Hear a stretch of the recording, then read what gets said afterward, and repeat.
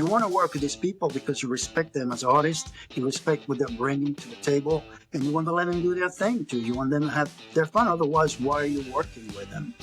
What's going on, everybody? Rob Mabry here, writer, director, and producer of the feature-length comedy The Legend of El Chupacabra, and host of Texas Indie Film, the podcast about Texas indie filmmakers. Today I have with me Michael Marco. Michael is the creator, I think writer, director, and producer of Blind Blood. Michael, welcome to the show. Thank you so much for having me. Really glad to be here. Yeah, it's great to have you. I got to say, I really enjoyed your film. Indie films kind of come in all shapes and sizes, right? From sort of very scrappy DIY stuff, to very polished films. Yours certainly was a really polished film, from the production value to the performances, the cinematography. I really thought it was terrific. It was a film, that I would recommend to people. And I do. Go check it out on either Amazon or Tubi. I think those are at least two of the places that you can check it out. But tell us a little bit about Blind Blood. Well, thank you. Thank you for the intro. That was great. Yeah, let me tell you a little bit about the movies. It's a long story. It started quite a while back. It started back in the early '90s with something that happened to me. Somebody kind of broke into my car and stole my CD player at the time, and I was telling the story to a friend of mine a couple of days later. And so the concept of catching somebody in the act of doing something wrong to you, it kind of was born on that day. But the idea was with me for a long time, and it took quite a while to actually find the right partners to do it with. When I met Richard Kroll, he's the co-executive producer on the picture and the cinematographer. We hit it off, and we started working on each other's project. And one day we kind of talked about, hey, how about a feature film? Yeah. And so I kind of had done that a little bit before. It's a lot of work on the independent level. It's very challenging, with a restricted budget. So I was a little hesitant at first. But then, I said, okay, why not? I have an idea. I want to flush it out. So I put it down on paper, and 3 months later, I presented to him, and we looked at it, and we talked about it, and we said, okay, cool. Let's try to go get some money for it. And so we tried that for about 4.5 years, maybe a little more. And when we realized, we didn't think it was going to happen. So we said, okay, well, let's try to do it ourselves. And so that's what we did. After a while, we kind of split the responsibilities and whatnot, and kind of reached out to the people that we know, being from Dallas, and we started shooting. And so we kind of did the first.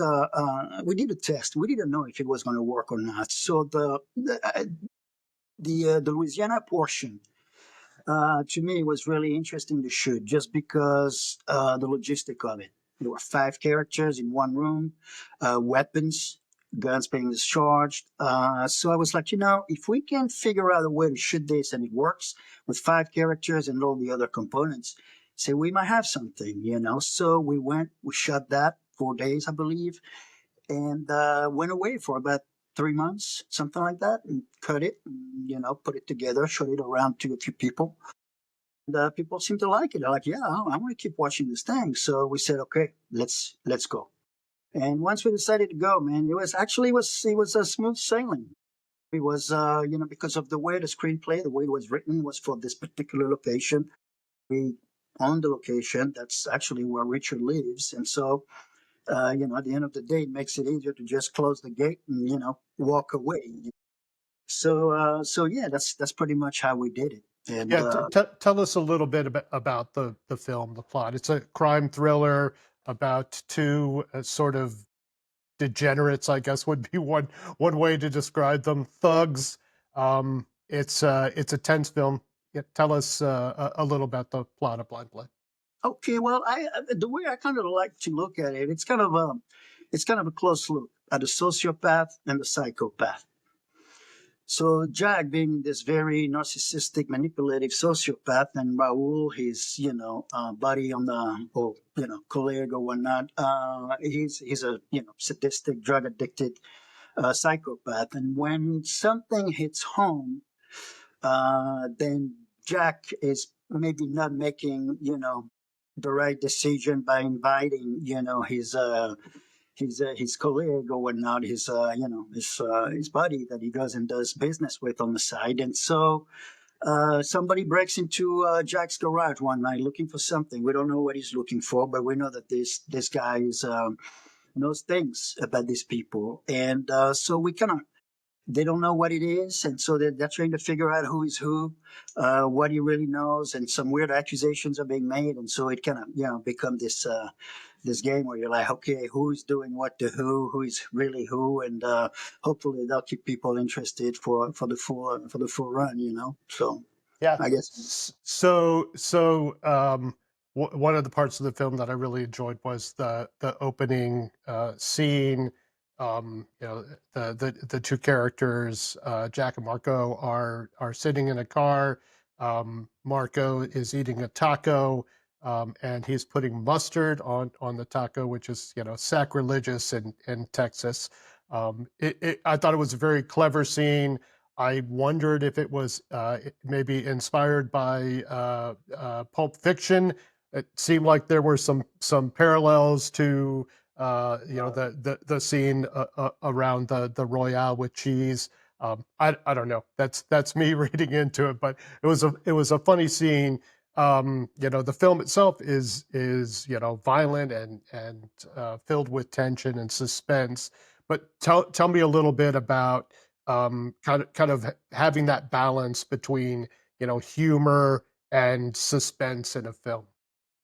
Well, I think you hit it on the head right there. I think the Pulp Fiction reference is, it's a huge compliment. So thank you if it made you feel that way.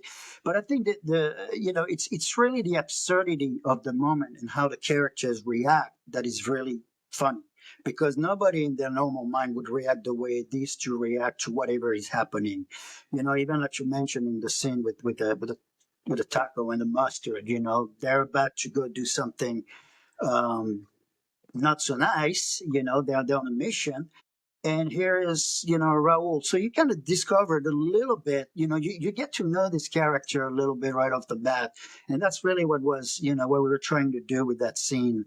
It's kind of, setting the rules between the guys, how long they've known each other, how long they've worked together, but also kind of, foreshadow a little bit Sullivan, this big name that keeps popping around. And so it was kind of an establishing scene in a way, because it's funny because in post I almost try to move that scene further down the movie. I didn't know if I wanted right off the bat the guys to be like, oh my god, they're bad guys, but it's like, or they're not so good guys, or whatever it is, whatever they're doing.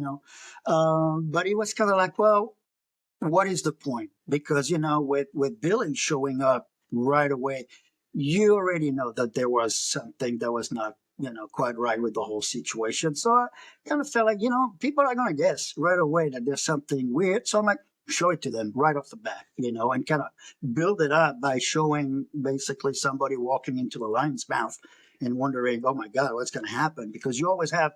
Let me ask you this: did you always have that scene in the back of your mind as you discover all the other characters? How did that scene make you feel for the rest of the screening for you?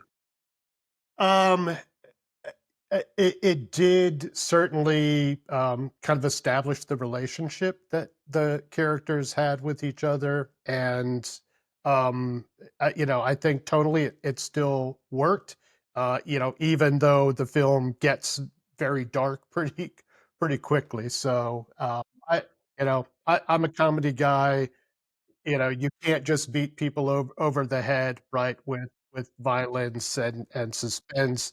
The audience needs a moment to breathe, even though that happens, kind of early on.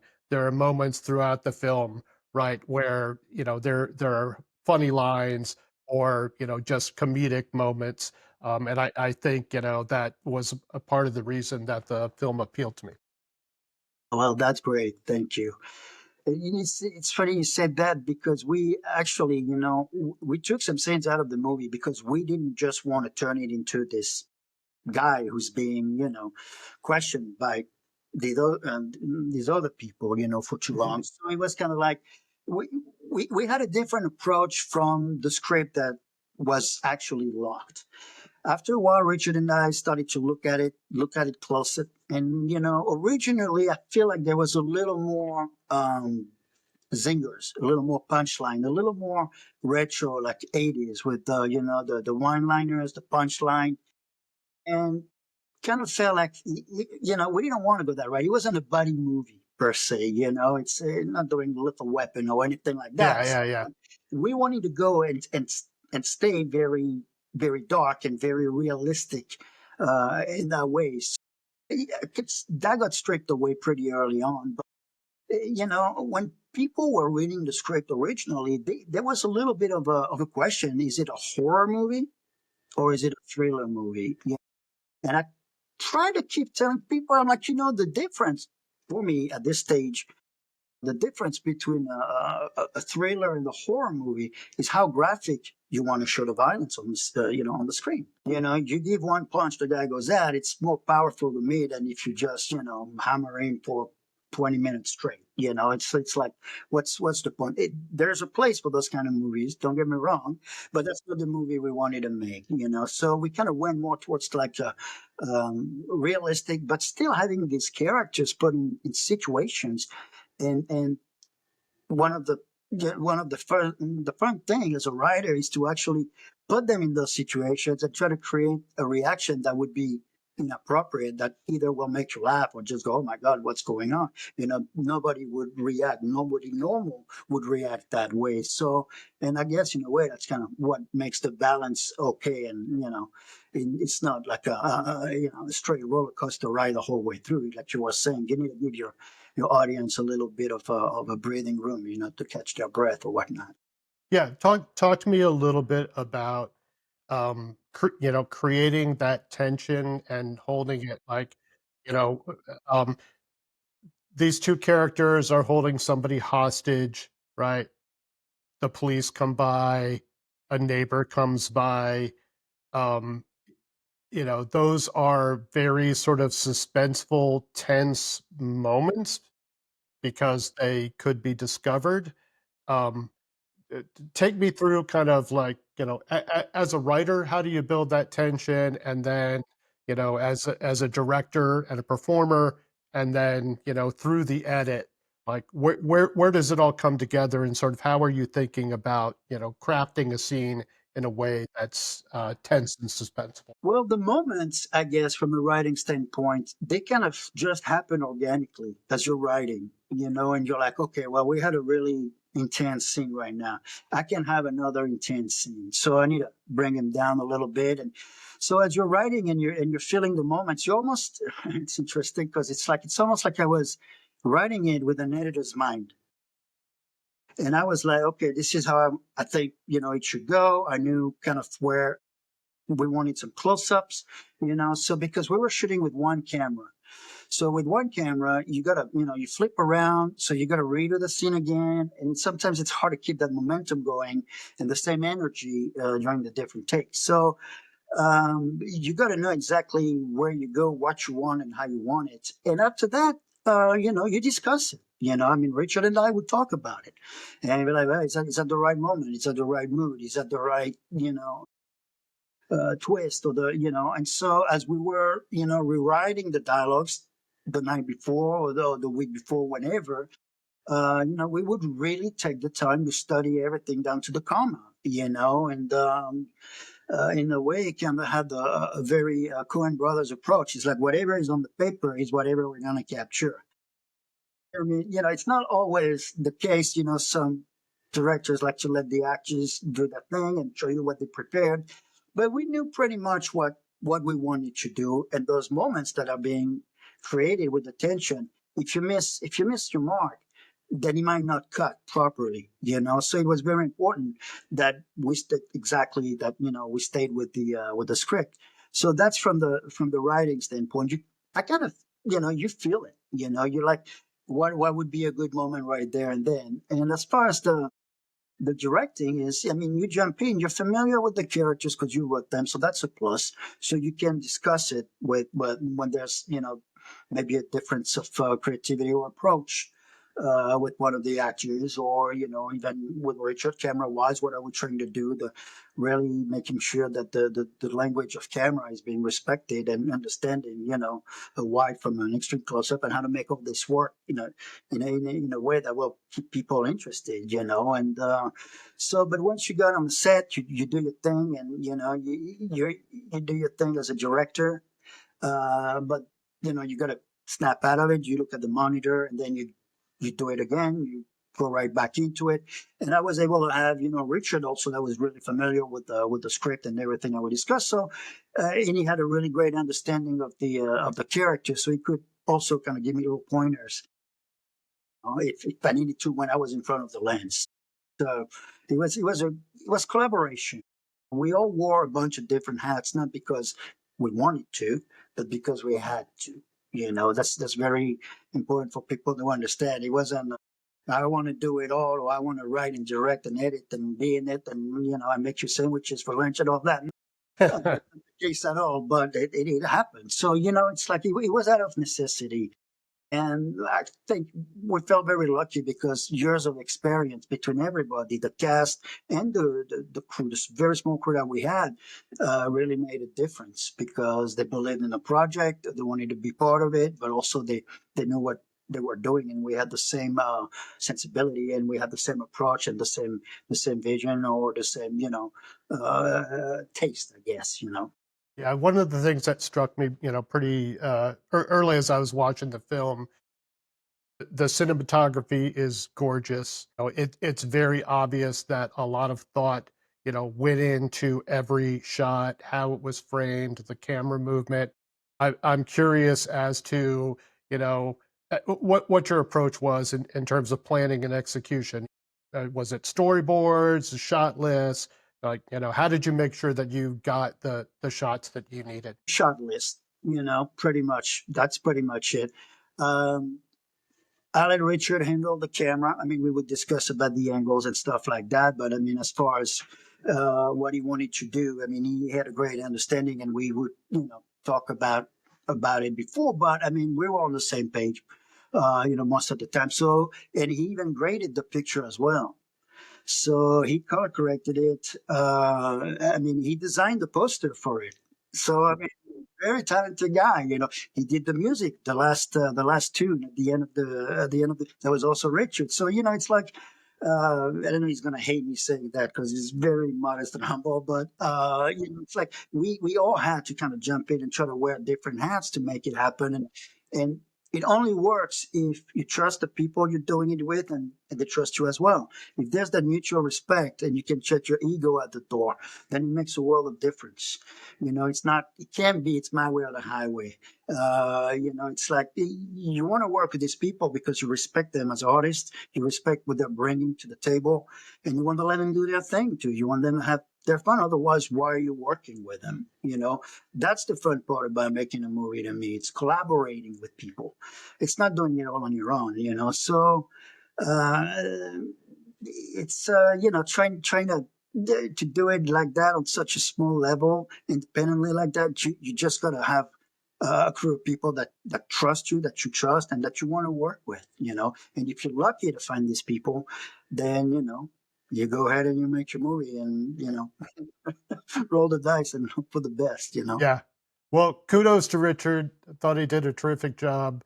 There were a number of night scenes that just looked gorgeous, and that's not always easy to pull off. So, yeah, that was one of the things I really enjoyed about the film.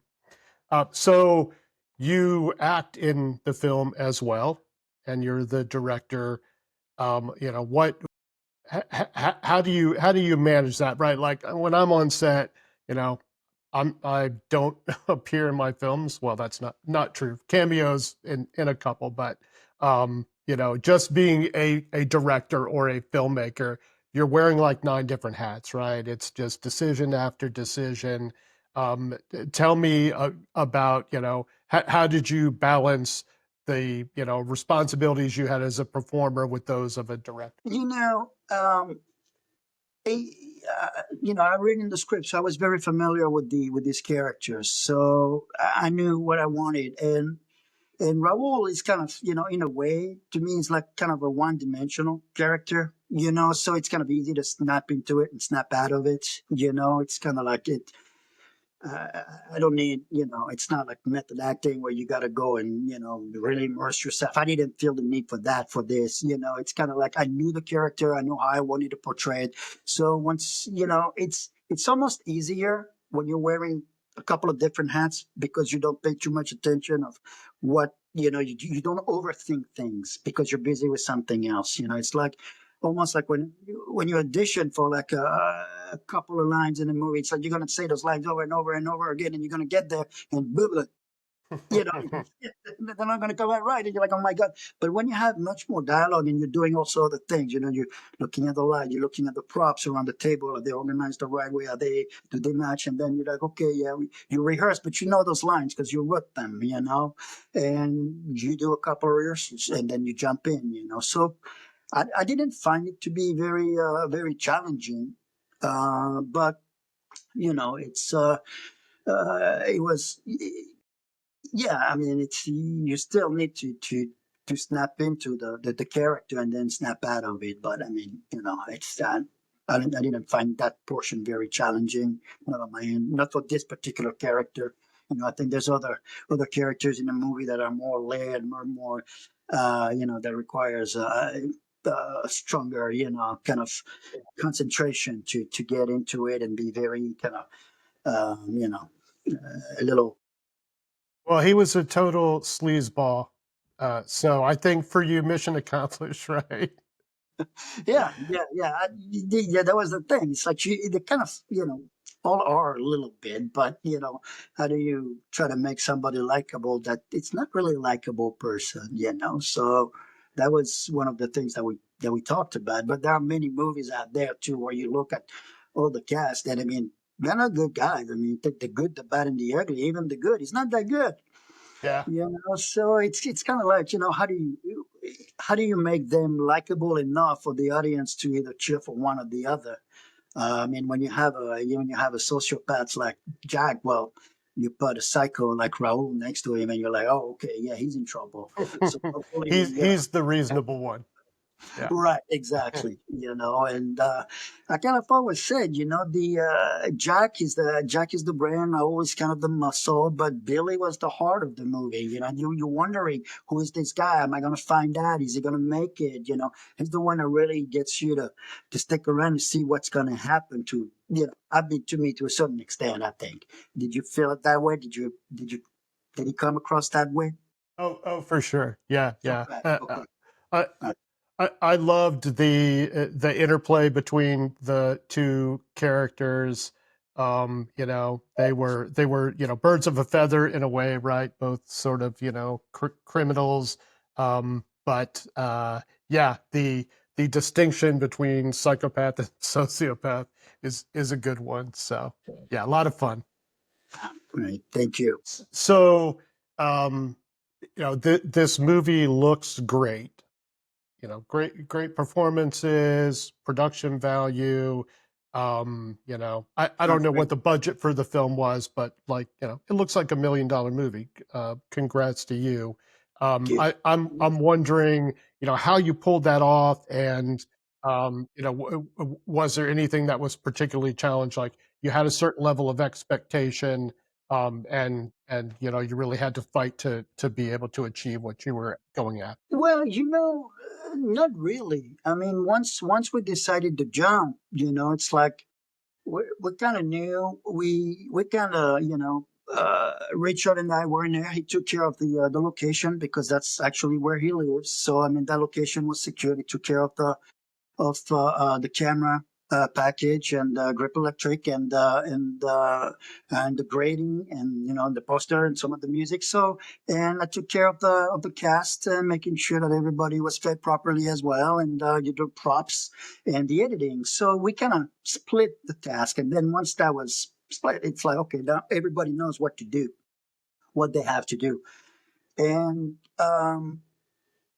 you don't have the budget, you have time, you hope, but you gotta write it in a way where it's like, if it's gonna take you a little bit longer to shoot than going in and shooting a movie in like 18 or 20 days, like now everybody's doing. But you How gotta, many days did you guys shoot?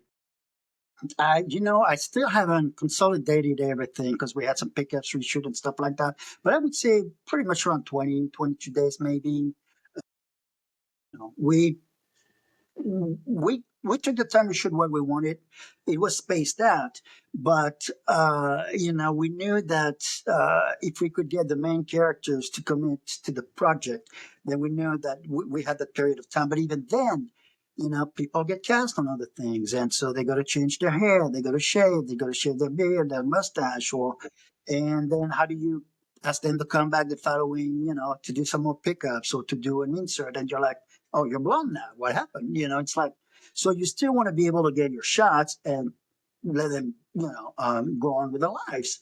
But that was one of the challenge for my character to keep the hair, even in post, even through post as I was cutting, it's like I couldn't wait to cut that thing, and I was like, but I was keeping it just in case, until you're like, we're done.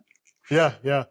Then it's I'm very familiar with that challenge in the Legend of El Chupacabra. I had a character who's, we shot it over a couple of months. Every scene, his hair is like a different way.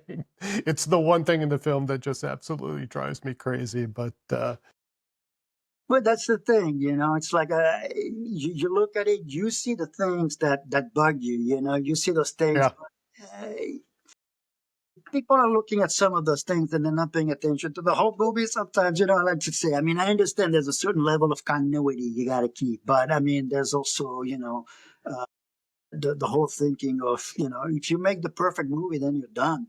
And what are you going to do? Do something else? So, I mean, the day you watch your own picture and you're like, this is perfect, man. I wouldn't change a thing. You're done. Move on yeah. to something else, But until then, yeah, there's always those little things like that, that you So, did you edit the film? yes, yes, I had Roger Charo and Richard as well who jumped in and kind of helped on some of it too. So some of the some of the area they were kind of helping out too and getting some transitions as well. So yeah, but the majority, yeah, I could, but I couldn't bring myself to give me the credit for it. So as a hyphenate, writer, director, producer, editor, what Yeah. what of those roles is your favorite? That's a good question. Well, it all depends. It depends on because when you're writing, you're not thinking about the acting, and it's a different frame of mind. Same deal with the directing. It's like you're not editing, but you are a little bit. So it's kind of wearing the different hats. They all have their own rewards, if you will. I like them all. I like them all the same. It's all about the project, the people, and the material mainly, especially with the acting. As an actor, one of the most difficult thing is bad writing. It's really hard to memorize when it doesn't make sense, when somebody is trying to reinvent the language or rewrite it and or trying to be too cool with the the nicknames and stuff like that, and then it just becomes this. I mean, just keep it simple, man. Hello, how are you? That's it. It's just go. What's your approach to writing? Are you an outline guy? Do you note cards on the wall? Do you just, start writing and let it flow? Like, how does the script come together for you? Yeah, both ways. I've done it both ways. I mean, Blind Blood was just like, let's just sit at the computer and see what happens. I didn't try to follow a structure, a three-act epilogue, prologue, and all that. I just started writing. Like I was also with the editing in mind. So I would visualize the scene because I wrote the movie for Mark Henson and originally for myself as well to play. But I was always open to be like, hey, if we can get somebody better than me, somebody that's actually going to put some butts in those seats, then go for it. I'm not like this is my Rocky. I got to play this guy. It wasn't the case Yeah, at yeah. all. I was, willing to let it go if it was best for the pictures. Yeah. Other than that, it's you do it and then you get there and you try to make sure that you do the best you can, and that's it. Did I answer your question, Rob, or was Yeah, that? yeah, thank you. Um, So Mark Hansen, the actor who plays Jack, how did he get involved in the project? All the performances were terrific, but he was great. Just curious as to how he got involved.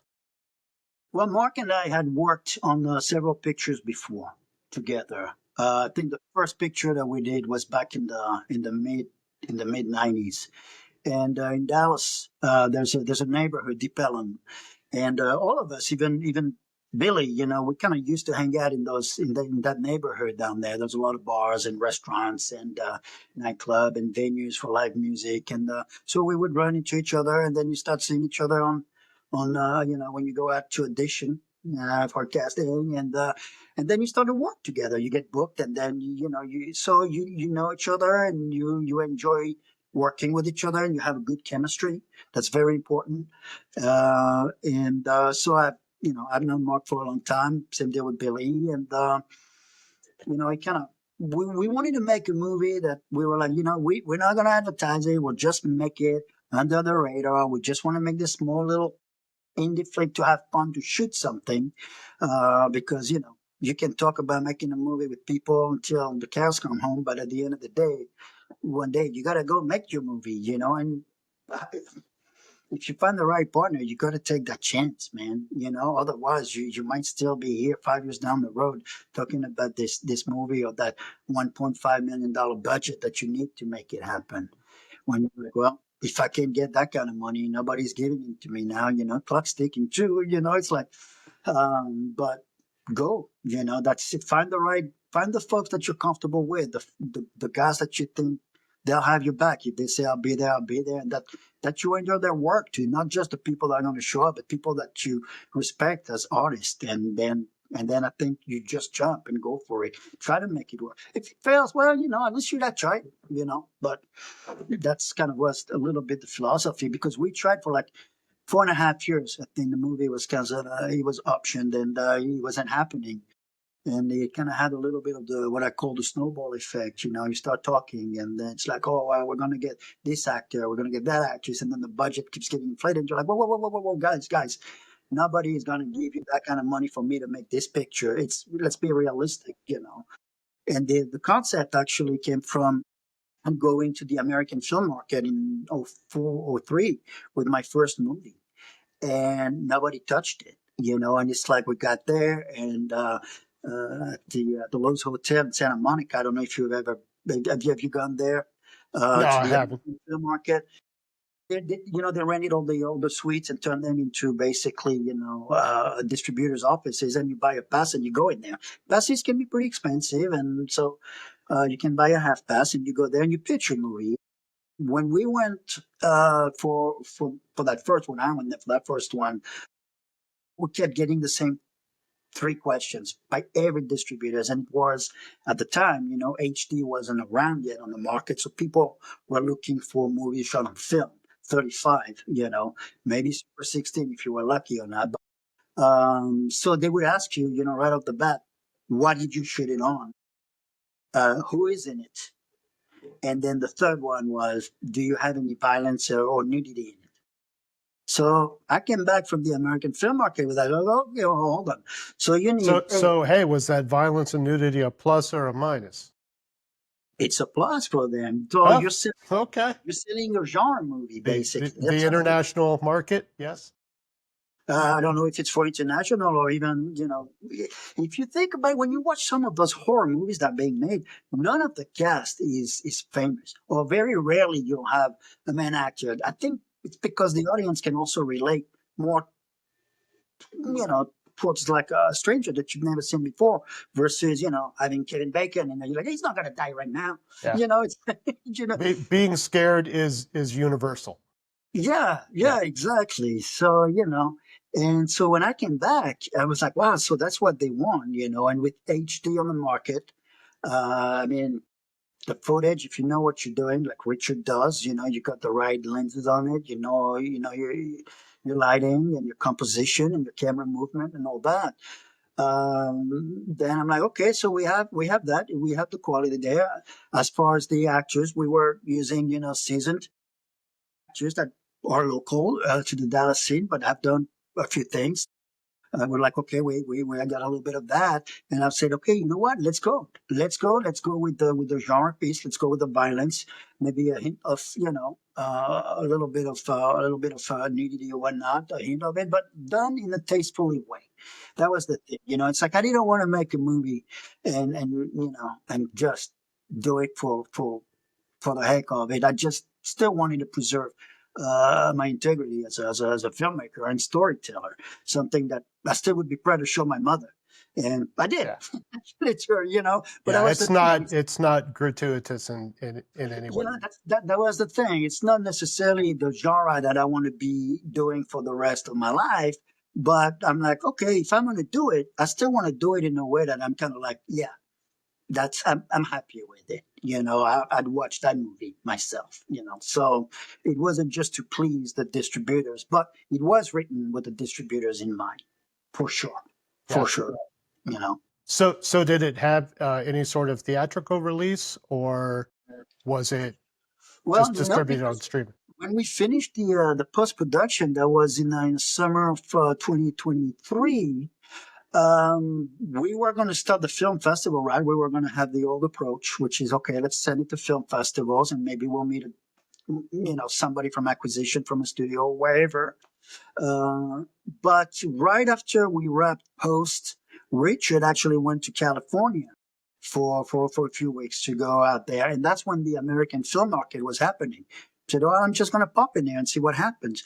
And so he did, and we had the trailer at the time, and running to our distributor, played the trailer for them, and they were like, "We think we can do something with that thing." So after that, I mean, all the film festival was kind of a fun ride for us to have because there wasn't the pressure of trying to find, a distributor that was taken care of, and they were cool with us, doing the film festivals.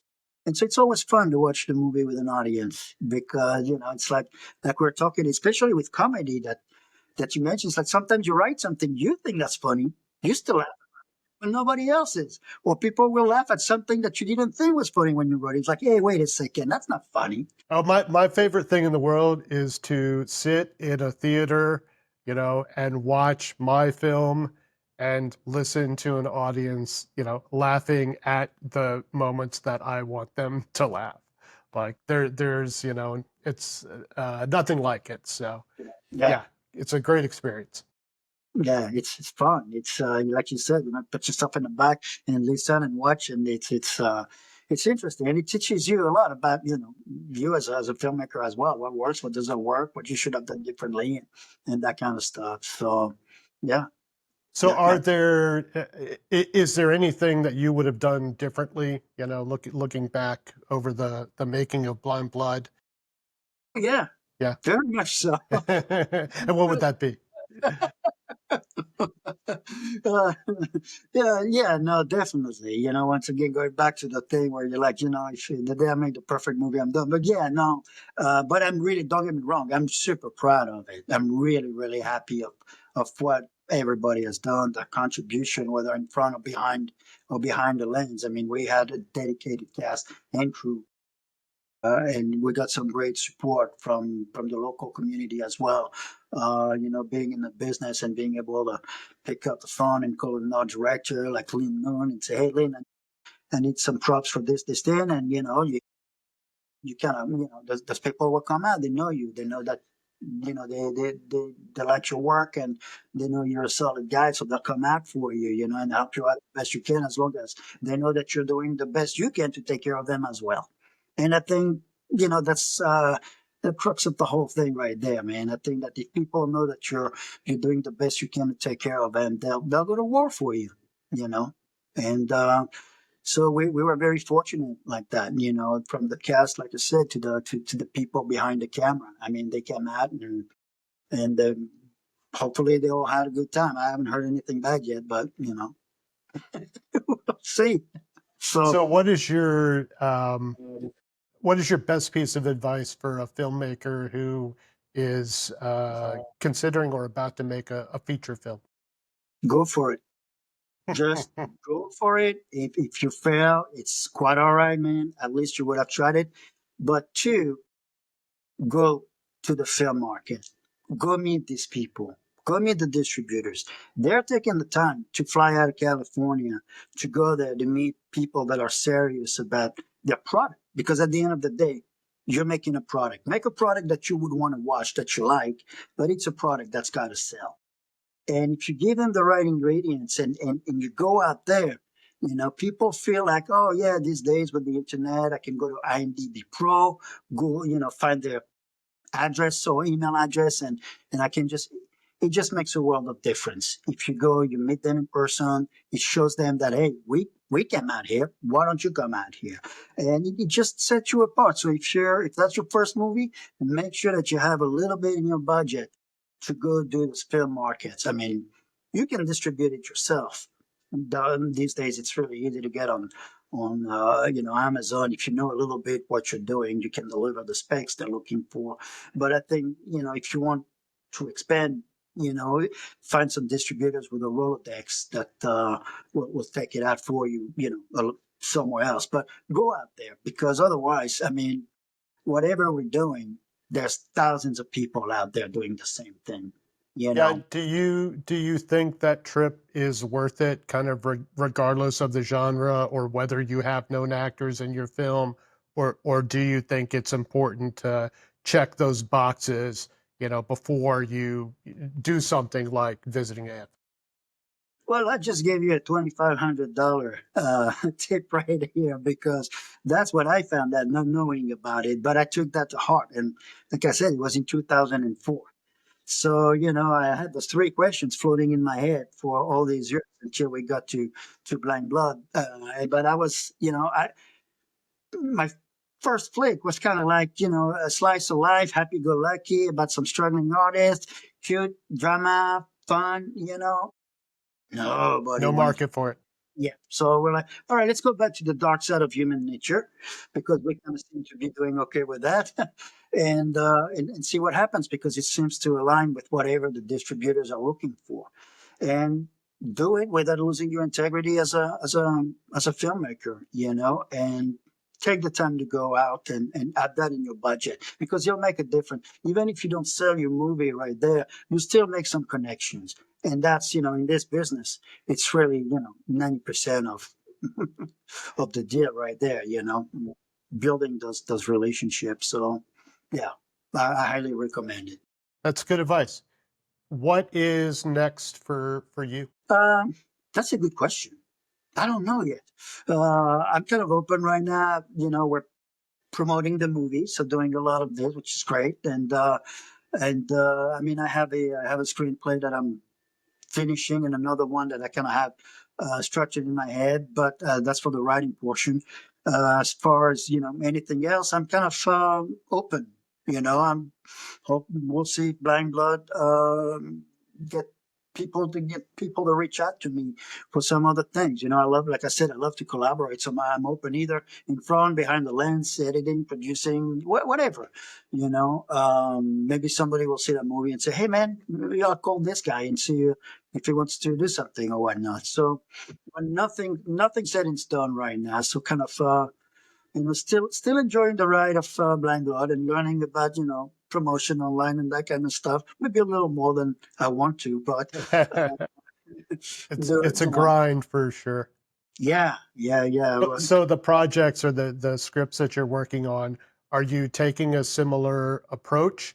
In that you're thinking about producing those things yourself, or is it something where you may be, looking for somebody to come on board to, you know, help to fund the film? Always looking for somebody to help funding the film, if they're the right partner, if they like the story, if they believe in it and think we can pull it off. Always open. I know that I don't want to make another movie the way we did Blind Blood. It was too long. I'd like to be able to go in and get it done, with a quicker turnaround, but those different circumstances. Yeah, it's, just being open to any possibilities right now. I don't have anything locked in right now. Different little things here and there, but nothing set in stone. So wide open to collaborate or contribute to anything at this stage. Yeah. Michael, it's been fantastic to talk to you today about Blind Thank you. Blood. It really is a terrific film. One I recommend everybody go check out. It's available on Amazon and Tubi. Yeah, it's really been a lot of fun to catch up with you. Yeah, likewise. And thank you so much for having me on. Yeah, you Appreciate bet, it. Michael. Hey, All that's right. it for the Texas Indie Film Podcast. I'm Rob Mabry. Until next time, have a good one. Bye. Thank you, everybody. That's it for this week's episode of the Texas Indie Film Podcast. Don't forget to follow, like, and comment. And if you're a filmmaker from the Lone Star State and you'd like to be a guest on the show, contact Texas Indie Film on Facebook, Instagram, or email at texasindiefilm@gmail.com.